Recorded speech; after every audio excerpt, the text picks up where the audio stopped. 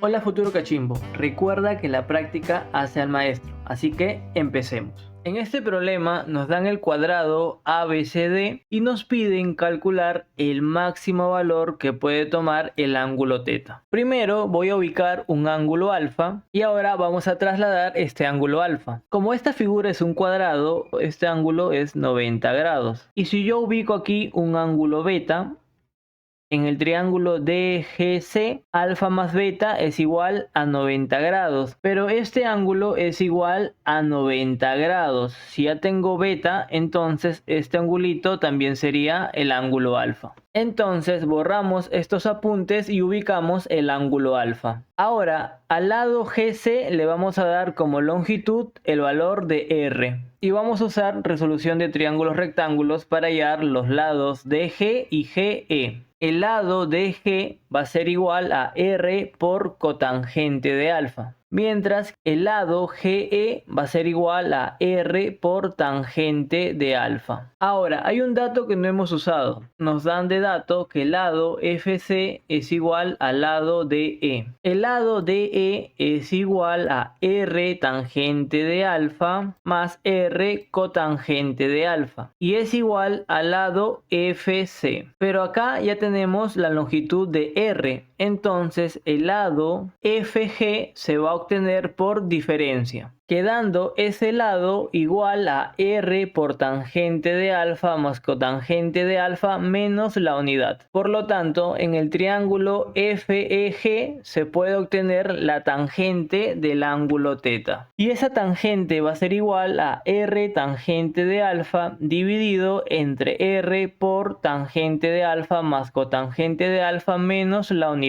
Primero vamos a eliminar la variable R. Y esta tangente de alfa lo vamos a pasar a dividir al denominador. Ya simplificando, va a quedar que la tangente de teta va a ser igual a la unidad dividido entre cotangente al cuadrado de alfa menos cotangente de alfa más 1. Ahora, ustedes dirán, ¿por qué hemos calculado la tangente de teta, no? Y nos piden el máximo valor del ángulo teta. Pero debemos recordar que la tangente es una función creciente. Por lo tanto, si mi ángulo teta es máximo, entonces mi tangente de ese ángulo también va a ser máximo. Entonces, tangente de teta debe ser lo máximo posible y para que eso se cumpla, el denominador debe ser lo mínimo posible. Pero el denominador es un polinomio cuadrático y para que esto sea mínimo vamos a recordar algunas propiedades de una función cuadrática.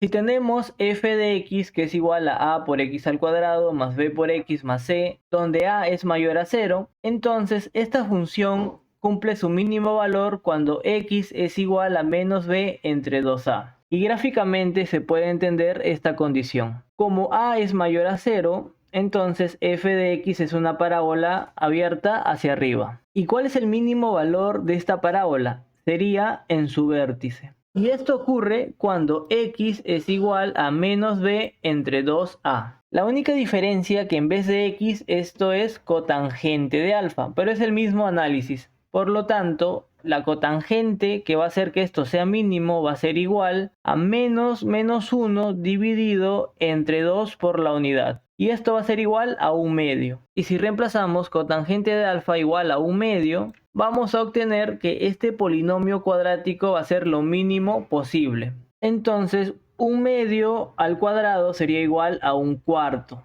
Menos 1 medio más la unidad. Y esto va a ser igual a 3 cuartos. Borramos estos apuntes y la tangente de teta máximo va a ser igual a 4 tercios. Como la tangente de teta es máximo, entonces esto ocurre para el ángulo máximo, teta máximo. Pero esta tangente es conocida. Por lo tanto, nuestra respuesta quedaría que el ángulo de teta máximo es igual a 53 grados.